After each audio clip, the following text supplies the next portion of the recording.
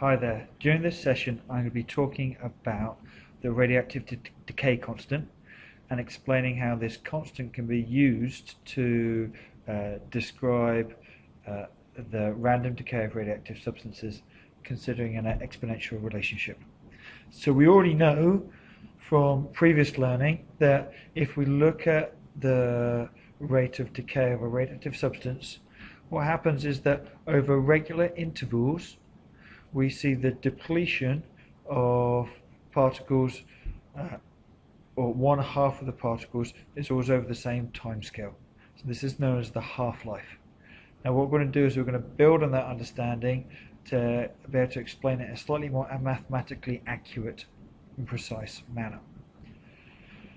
So let's start off with thinking about radioactivity and defining this. So the activity of a radioactive isotope is defined as the number of disintegrations per unit time.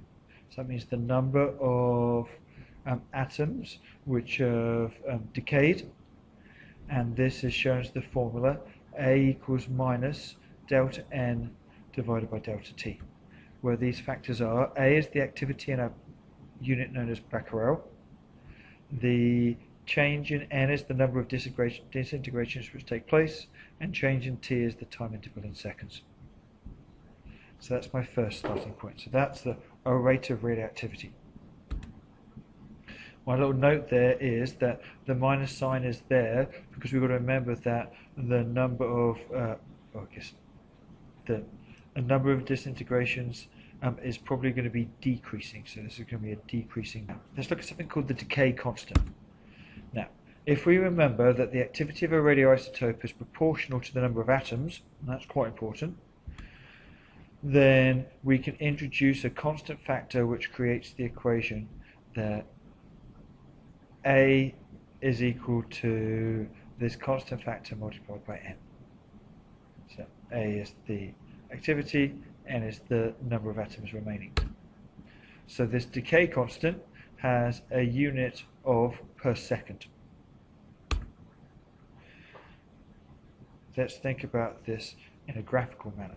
So what we see is, if we have the number of original atoms, N subscript O, N is the remaining atoms, then the decay constant is, and time as shown in this exponential relationship is shown by the shape of this curve here.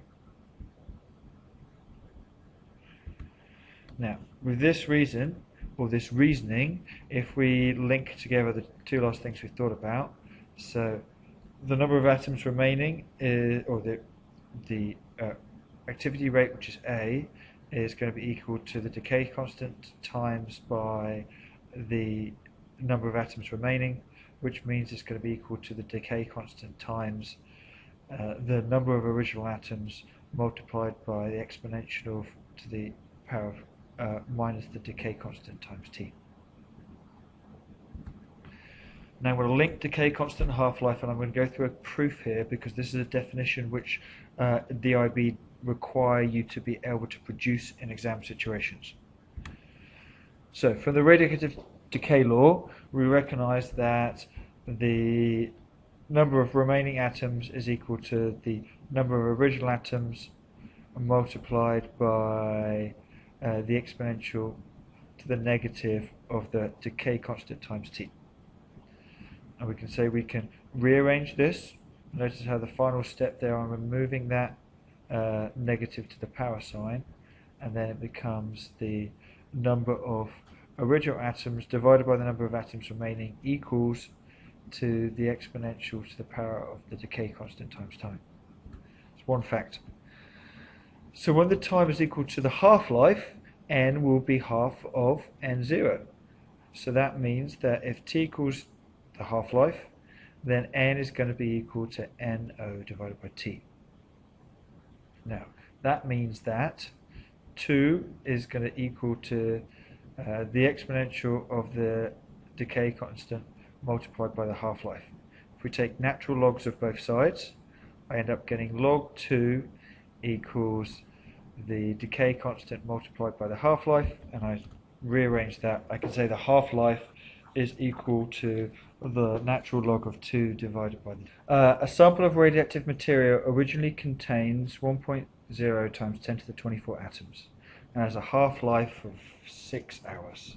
Can you find the decay constant, the initial activity, the number of atoms after 12 hours, and the number of atoms after 30 minutes? So just pause and see if you can do that. Now, let's take a look at the answers.